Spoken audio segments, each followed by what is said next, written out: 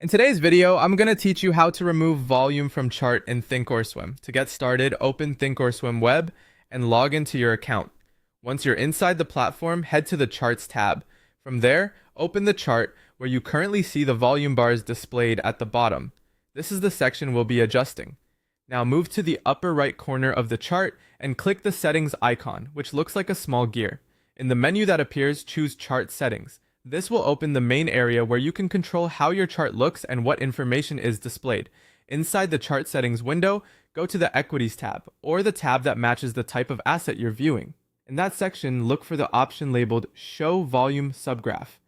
If that box is checked, that means volume is currently being shown as part of the chart layout.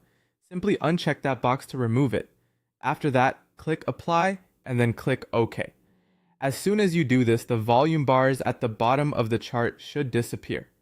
This is the most direct method when volume is being displayed as a built-in subgraph. If the volume bars are still showing, there's a good chance volume was added as a study instead. In that case, go back to the chart and click Studies, then choose Edit Studies. A window will appear showing the studies currently active on your chart. On the right-hand side, find volume in the list of active studies, select it, and then click Remove.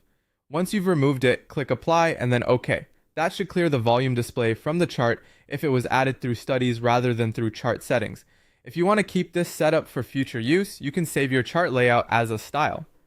To do that, click Style, then select Save Style.